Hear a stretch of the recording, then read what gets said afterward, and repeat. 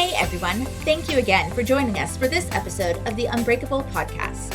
For more content, you can find all of our social media links at theunbreakablefamily.com. A big thank you to Fatherees Family Enterprises for their sponsorship. Be sure to support them at fathereesfamilyenterprises.com. And as always, we appreciate you for tuning in to the Unbreakable podcast. Be sure to like, subscribe, and share on whatever social media platform you choose to connect with us. Until next time, don't forget that though one can overpower him who is alone, two can resist him. A cord of 3 strands is not quickly broken. Keep God in the center, and you will remain unbreakable.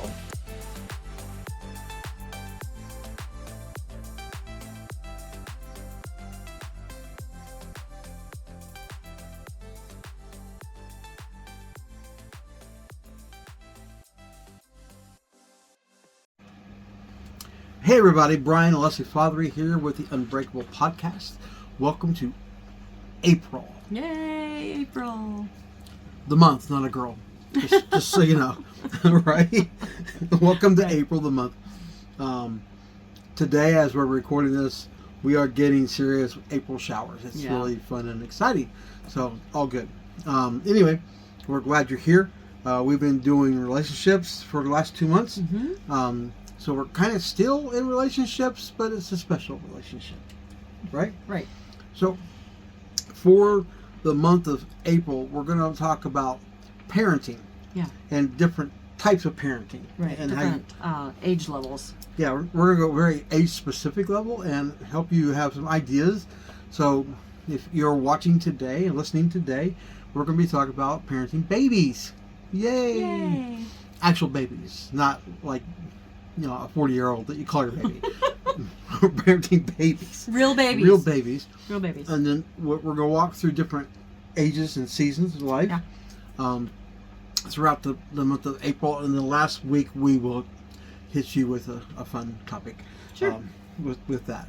If that's not baiting you enough, we don't know what it is. So anyway, we're glad that you're here. We're glad that you're listening. So we are going to talk today about parenting babies. Right. So, all transparency, all vulnerability.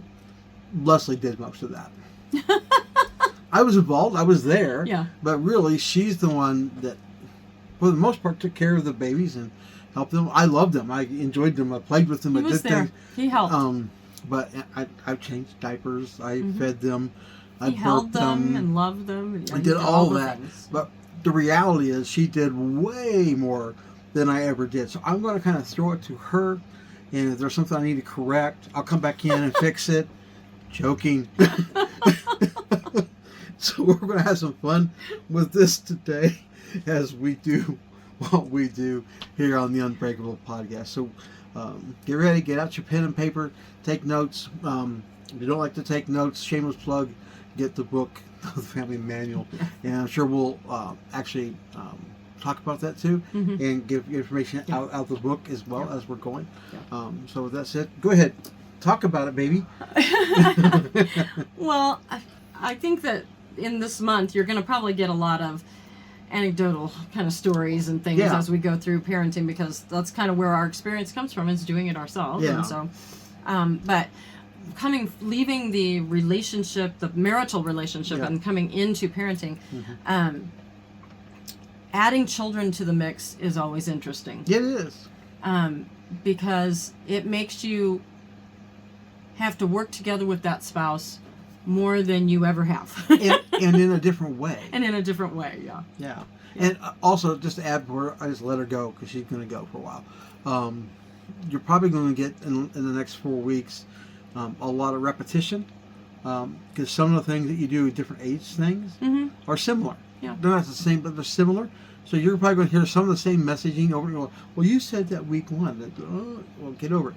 We're going to give you information, but that information may have some repetition to it. Right. And I don't remember who it was that taught me years and years ago that a repetition brings revelation. So maybe you need to hear it more than 3 or 5 times. So with that said, she's talking about changing the relationship, and a child changes everything. Yeah, definitely makes a difference. And so in that change, that child's very needy. that baby needs you all the time. Yep. Except when sleeping, and then still you go check on that baby all the time. Yeah. So, I mean, you can have it on a screen or you can go in person, but you're going to see the child, make sure the baby's okay all the time. It's just what happens when you first start. And in the middle of that change, you want to make sure that you keep your priorities correct. Because it's very easy to get out of balance in one direction or another. 100%. And so we usually talk about how our first priority is always God. We always put God first. Yeah. In our relationship, in our relationship with Him and our relationship with one another, we put God first. God is the first priority. And nothing else works if you don't keep God in the first place. Right. You got to keep Him in the first place. Then second is your spouse. So even when you have this really needy little baby who's precious, they're so cute. They're so cute, they're precious, they're wonderful, but you still need to make priority of your spouse. Your spouse needs you, even when this other little baby is like physically needing you so much. You can't check out on your spouse, I guess is what I'm saying. And then baby needs you. The third priority is, yes, that little baby, your children will need you. Yeah. But if you get that priority list kind of settled in you to start with, I think it helps you through the years as you keep having a baby or have another baby or whatever. And we've all seen parents, it can be the mom, it can be the dad, that mess up that priority list, and they put a child or whatever ahead of they don't put it in the right order, the right priority, and then it causes a dysfunctional relationship, and it causes issues with the family. Can you give an example? Sure. I'm thinking of a guy that I know that he and his wife had a baby, and he was mad in love with, got a little girl, she was cute, mad in love with this little girl, but she kind of replaced his wife for attention, and he gave her all the attention and quit giving his wife attention, and over a period of time, she literally became jealous, and I would say almost rightfully so, by the attention he was giving her. It was almost unhealthy in the way he was doing that, and so he replaced the priority of his spouse, who's going to remain with him after the child grows up and leaves, to the child, and so he got that priority out of whack. I can't remember if they ever got that right or not. They moved away, and I don't remember what happened to them, but hopefully they got that right, because if not, it's probably going to end up in resentment and bitterness, either with the child or with the couple, and it may end up in divorce because of that, and you just don't want to have that issue. So you have to remember to keep the priorities straight. Even if you need to write them down and remind yourself every once in a while, and say, oh yeah, God, spouse, child. It could be a mantra. It could be. I think even with because a baby is so needy, it's really easy to just drop everything every time baby needs something. But sometimes you do need to allow that baby to just cry it out for a little bit, or you need to get them quieted, but come back to your spouse, and you need to spend that quality time together so that you are giving priority to your spouse.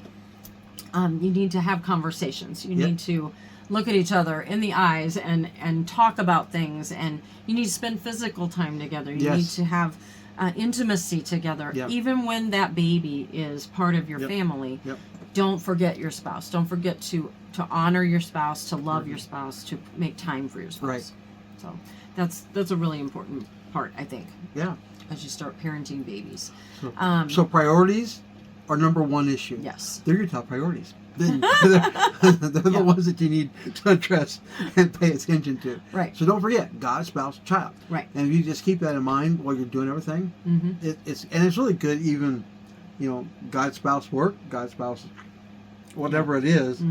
Church. I'm a pastor, so I let the church know as a pastor that God came first, my spouse came second, my family came third, and then the church came fourth.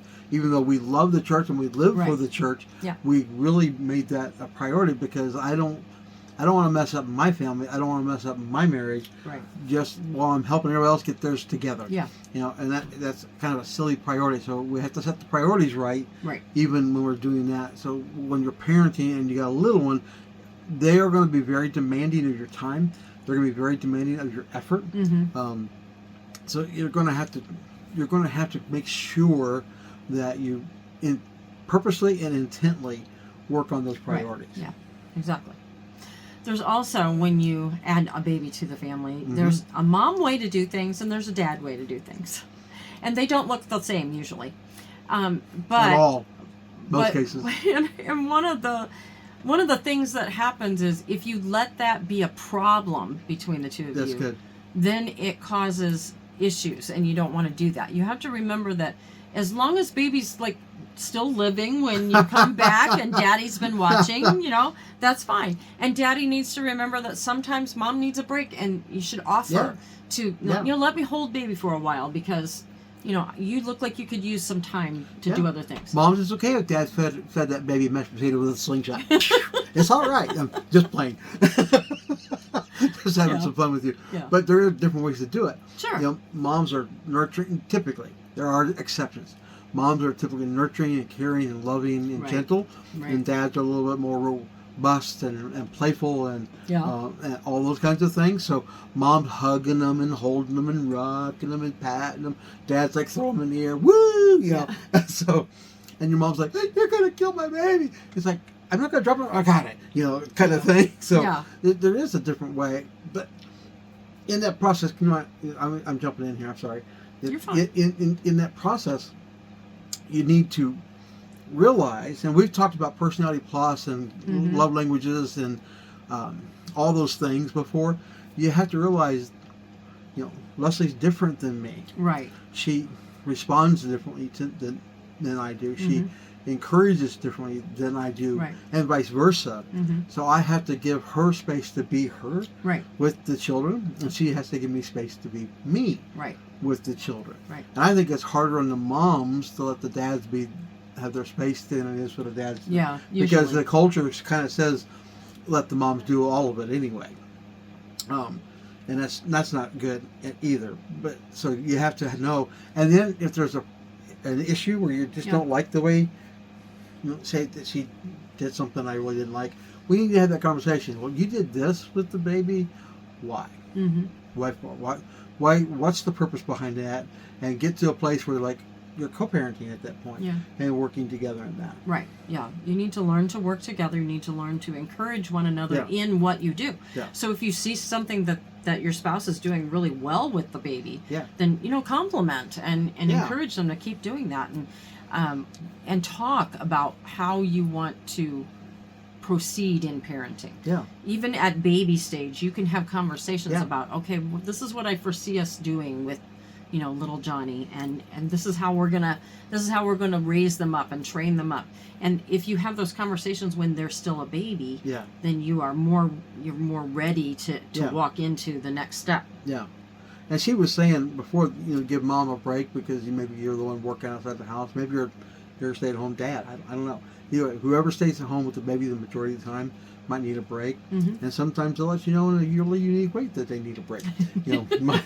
My oldest and my youngest, I call them the bookends, not disparagingly, just because they're so much alike. They're very much alike, yeah. They're not exact, but they're a lot alike, and they're a lot like me. Yeah. We're so sorry. And so when we had just the first baby eons ago, and I youth pastored, and I worked a full-time job and sometimes an extra part-time job on top of that. And so I came home from work to get ready to go do some other things, and as I walk in the door, my wife walks up with my baby in hand, almost like she's a skunk and smelled too bad. She didn't. She was fine. And she walks over to me and goes, she's acting like you, take her, I'll be back. And she just took the keys to the car and she left for a while.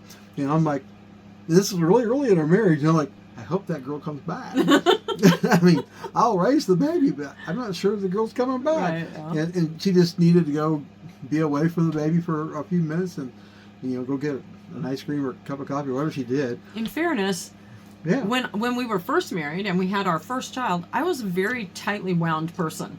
True. My personality has so mellowed over the years. It has. That, I'm just not even the same person. But I'm sure had a lot of expectations for what should be happening that were not happening. Yeah. And so I just needed to get away from that and be able to regroup so that I could come back and take care of everything. And then to her chagrin, she got back, the baby and I are having a grand old time because dad way, mom way. And so dad way was working really well with the baby. And so it just happens. And that role can be reversed. It could be the other way around. It could be the other way around. Yeah, absolutely. So we talk about taking, like, each one might need a break, but you do actually, when you have children, you have to start purposefully making couple time. Yeah. Couple time can happen, just, make sure you have time in the evening together. It can also be a date night. It can be a weekend. Depending on how old the baby is, how, like moms who nurse are definitely tied to a baby. Right. More so, even though there's other ways to get around that. Yeah. But just plan couple time. It doesn't have to be something big, but it just needs to be just you and your spouse time. Yeah. So Brian and I were usually date night people. Yeah. Although, as we got older and our children got older, we tended to go to lunch or to coffee or get an ice cream or something. That was kind of a thing we did too. Yeah, but when the baby's the baby and you need couple time, sometimes you don't get the couple time in big chunks of time. Right. Yeah. So the baby's going down for the nap. So you may only have a 30, 40 minute, maybe an hour window. Yeah. So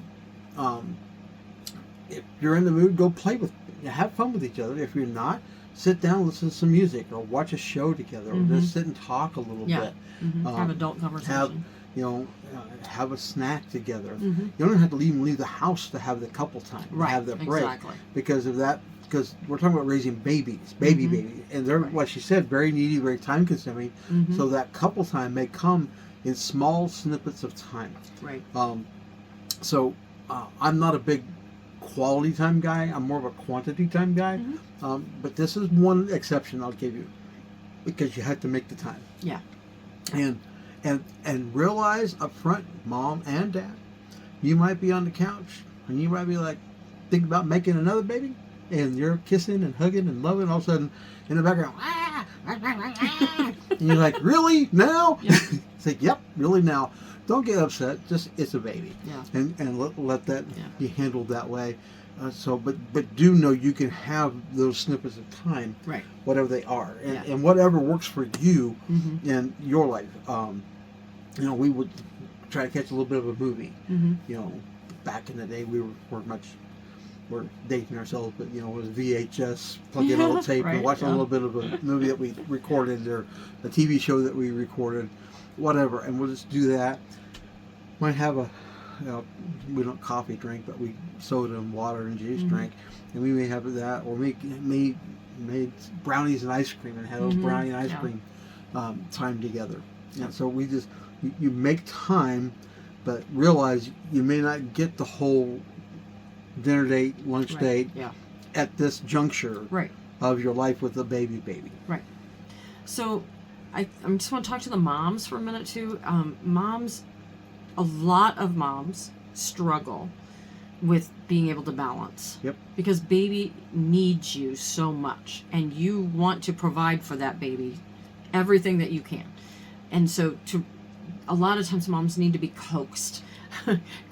Dad, make sure you coax mom to let's just do this for half an hour while baby's asleep. Grandma there's a grandma close by and she can just watch baby for half an hour even, or an hour, and you can get some time in together. Yeah. Don't be afraid to do it. It's really important. Right. And if all you do is tie yourself to the baby and won't turn loose of the baby, you're going to create issues between you and your spouse. 100%. And it's hard to get over those. So I encourage you, do not do that. Make time to spend with your spouse. Yeah, and I'll balance that out a little bit. So if whoever's really the one taking primary caregiver to the baby, it's usually the mom.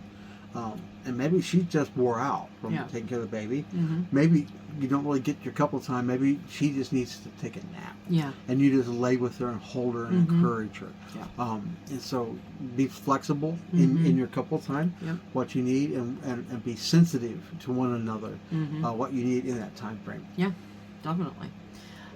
As you are working with baby's going to start growing. Baby's going to learn and feel and begin to explore what's around them. I was one who I always prayed over the baby. Yeah. Quite a bit. So I would pray over them each day. I would pray over them if something was coming up that I was like, I don't know what to do about this. And, and so you have to pray through and let the Lord show you what to do with baby and how to help baby.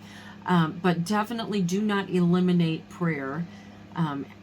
Even when you are dead tired because you've been up all night, or you haven't gotten your sleep in, just still remember that the thing you can do is have that constant conversation with the Lord about the baby, over the baby. You can pray blessing over the baby. You can pray peace over the baby. So prayer is very powerful, and make sure that you are doing that you are taking moments while you're holding baby to pray and to speak life and to speak health over the baby, and so trusting the Lord with your child is very a very important part of parenting a baby. I also took time to sing over my children. Yeah. And so whenever they were, I was doing stuff in the kitchen, they were sitting in a seat in the maybe on like a bouncy seat on the table or something while I was doing dishes or something. But we would just sing. I would have Christian music on.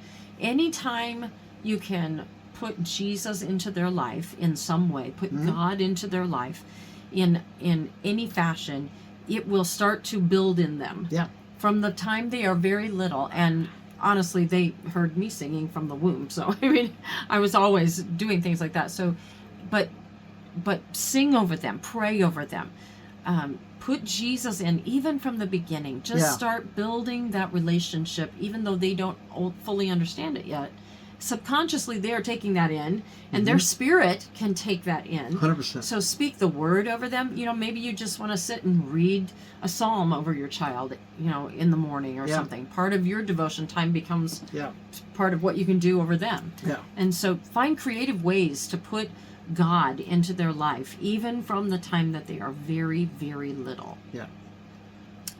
You might be sitting there, you people are way too serious. Have fun with your baby, too. Yeah. I made up a song for every one of my babies. That's true. I actually sang to them when they were in the womb. And so... and then when we named them... And when we named them, which is after they came out, I would create a song for each of our children has their own song. Now, I haven't sang them in years because they're adults, but they're songs and we love them. Like our Matthew, who's on the autistic spectrum, he was a climber and a jumper. So his song was Matthew Ryan Fatherees, Matthew Ryan Fatherees, Matthew Ryan Fatherees, Matthew Ryan Fatherees. See him climbing up the wall, see him running down the hall, hear him jumping 1, 2, 3, Matthew Ryan Fatherees. So it's just a fun little song. And so we created fun with the kids. Yeah. And Matthew sings his own song still sometimes. We did, Hannah, we took... Hannah Renee, Hannah Renee, Hannah Renee, Hannah Renee, Hannah Renee. And then I had a little verse that went to it. Yeah. They all know their own song. They all know it, and it's something fun. So what I'm saying is, while you're doing all the serious stuff, yes, also do the fun. Do the fun stuff. Get on the floor, crawl around with them, play with them. I played the passy game with all the babies, where I would grab them and I would grab it out of their mouth and grab it from the nub and pull it out, and they're like, oh, and I would lean it, give it back to them, and after about 3 times, they're like, oh, this is a game. Let's play this game. And so that was a lot of fun. Get on the floor and let them roll all over you and pull your hair and poke you in the eye and just all the stuff that babies do. Yeah. Do things with them. Right. That's part of parenting a baby, because when they're doing it, they're experiencing. You're stimulating the senses and their thought processes. At the same time, they're realizing how much, as you're touching and caring and loving them, they are realizing how much they're loved and how much they're cared for. We are raising adults. That's our goal. Yep. But in that process, we want to recognize where they're at in their age, in the season that they're at, and interact with them accordingly. Sure. And so as a baby, now we didn't do the goo goo gaga thing. We talked to them normally. No, but we did have running conversation all the time, all day long. Especially when it was only our first child, our first baby. I just talked to her all day long. Just talked, like normal conversation. I know she can't respond back to me, but I just talked so she could hear my voice. She knew where I was. She knew that I hadn't left her, and so she just heard my voice all the time. I had conversation with her. Yeah, and get them accustomed like she said to you, praying over them, for everything. She said she sang more than I do. And she would sing over the babies, and just we had keyboard usually at the house. We had a piano for a period of time, and we had keyboards, and she would play. And you set them in a little bouncy seat or a jumper chair, or it was a mobile keyboard so we could take it in by the crib, and she would just play and just sing over them and pray over them, and we just made that part of our process. But I could almost hear people like, you people are way too serious, and we probably are, but it's okay. We want you to know you can have fun with your baby too, but don't be so busy just having fun with them that you forget the other stuff. Right. Need a balance. The big thing right now in our culture is, quote unquote, creating memories. It's not your job. The memories will create themselves. I'm just going to tell you that. What you need to do is parent them at whatever age that they're at. Yes. So today we're talking about parenting babies. So you're parenting little ones, and you're helping them. They need to know they're loved. They need to know they're cared for. They need to have their needs met because they are needy and are pushy. At that point, feed me, change my diaper, sleepy. And then you have to discern which of those they are. At that moment, it's like, are you hungry? No, you're not hungry. You need to change. Whatever it might be. So you do that. But they will understand, even though they can't communicate with you reciprocally. They'll understand that, these are my caretakers. These are the people who love me. Whoever these people are. They may not even know who you are at that point. Then it comes to the time where they start saying mama and daddy and all that, and it gets to be even a little bit more fun. Anything you want to wrap up with? I was thinking about how a lot of times Brian was my go-to for, I need somebody to hold the baby. Because the baby didn't want to be put down in a chair or on the floor. The baby wanted to be held. And babies do. They need to be held. They want to be held, and they need to be held. So he's just a warm, cuddly person, and so I would just give the baby to him. He would just sit and hold the baby.